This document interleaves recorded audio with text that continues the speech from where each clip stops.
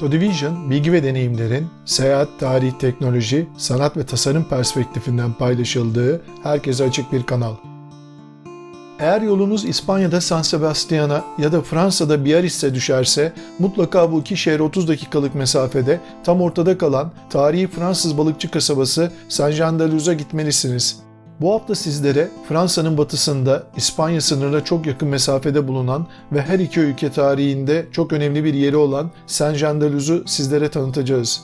Bask bölgesinin Fransa tarafında Atlantik Okyanusu kıyısında bulunan Saint-Jean-de-Luz, kumsalı, leziz yemekleri, balıkçılığı ve tarihiyle ünlü.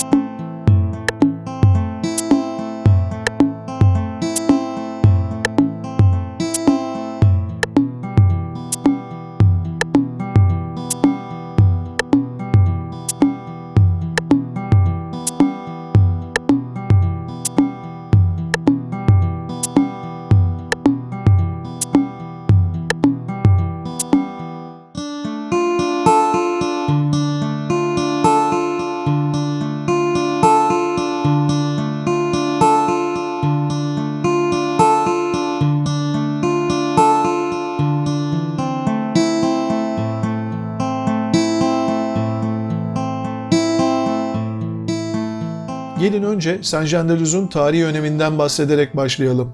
İspanya ve Fransa arasında neredeyse 30 yıl süren savaşı sonlandırmak için Fransa Kralı 14. Louis tarafından görevlendirilen Kardinal Mazarin, 1659 yılında İspanya tarafıyla yaptığı görüşmeler süresince birkaç ay Saint-Jean-de-Luz'da kaldı. Kasım 1659'da Saint-Jean-de-Luz'a 12 kilometre mesafede bulunan Pheasant Adası'nda Fransa Kralı 14. Louis ve İspanya Kralı 4. Philip arasında Pirene Anlaşması imzalandı. Bu anlaşma ile birlikte savaşın sona ermesi ve İspanya-Fransa arasındaki sınırın belirlenmesinin dışında Fransa Kralı 14. Louis ile İspanya Prensesi Maria Teresa'nın Saint-Jean-de-Luz Kilisesi'nde evlenmesine de karar verildi.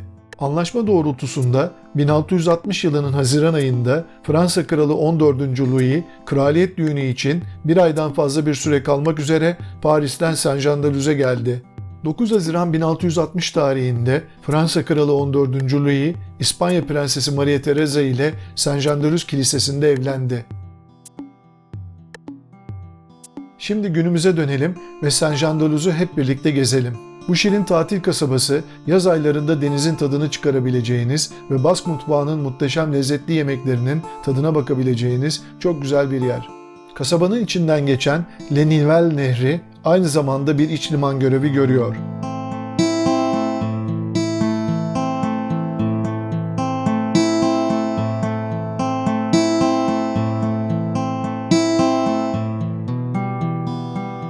Nehir boyunca şehir merkezine doğru yürürken karşımıza çıkan sıra sıra dizilmiş tarihi evler dikkat çekiciydi.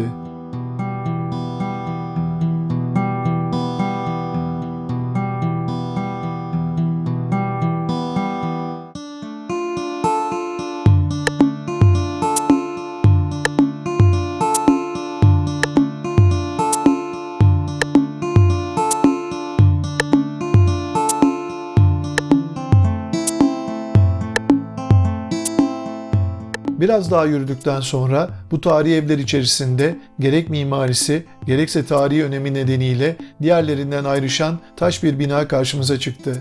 Bu taş bina bölgenin Hollanda mimarisinde yapılmış tek evi. Fransa Kralı 14. Louis ve İspanya Prensesi Maria Teresa'nın 1660 yılındaki evlilik töreni sırasında Kardinal Mazarin bu binada kalmış. Ve herkesin hayranlıkla dinlediği Bolero'nun dünyaca ünlü bestecisi Maurice Ravel 7 Mart 1875 tarihinde bu binada dünyaya gelmiş. Şimdilerde turizm ofisi olarak kullanılan bu bina Maison Ravel olarak adlandırılmakta. Ravel yaz tatillerini Saint-Jean-de-Luz'da geçirirmiş. Bask bölgesine özgü kırmızı beyaz renkli dış cepheleri olan tarihi evler çok iyi korunmuşlar.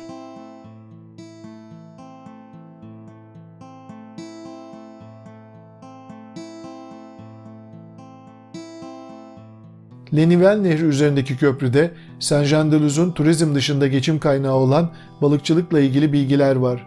Bu bölgede bildiğimiz balıkçılık dışında balina avcılığı bile yaygınmış.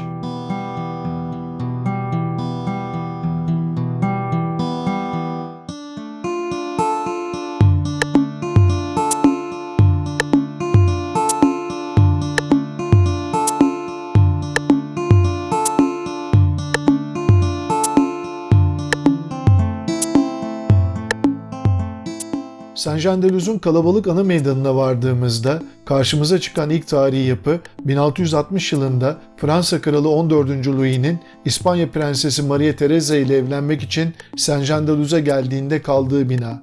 1660 yılından sonra değişen tek şey meydanın daha kalabalık olması. Kral 14. Louis'nin kaldığı bina ise o günkü gibi aynen yerinde duruyor.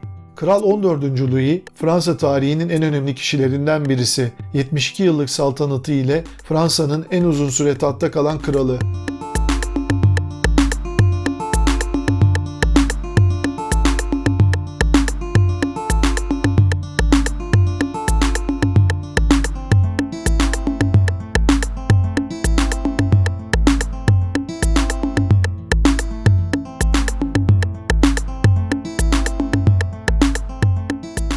Meydanda bulunan en ünlü dükkanlardan birisi dış cephesini kırmızı biberlerin süslediği bir dükkan. Espelet adı verilen bu bölgeye özgü kırmızı biberlerden yapılmış birçok farklı ürünün satıldığı Maison Adam isimli bu dükkanda ayrıca Bask mutfağına özgü çok lezzetli kekler de bulunabiliyor.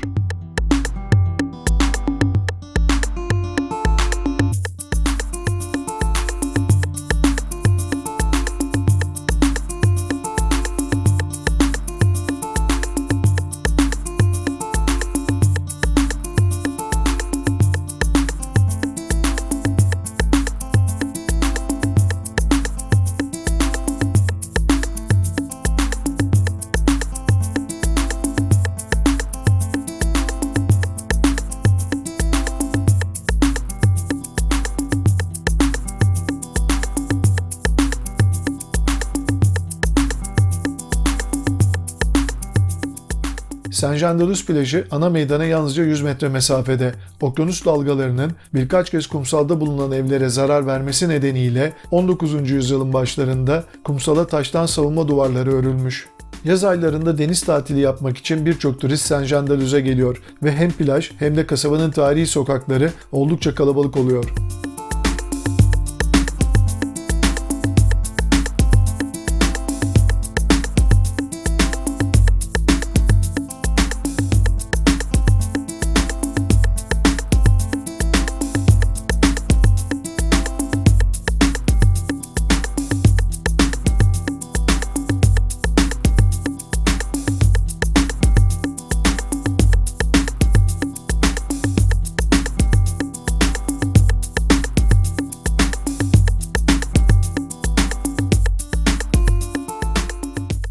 Tarihi balıkçı kasabası Saint-Jean-de-Luz'dan deniz mahsulleri yemeden ayrılmak olmazdı. Le Cailly isimli restoranda istiridye, sardalya ve levrek yememizi özellikle tavsiye ettikleri için bunların lezzetine baktık. İstiridye ve sardalya harikaydı. Fakat soslu levreğin tadı ülkemizdeki ızgara levreğin tadını arattı.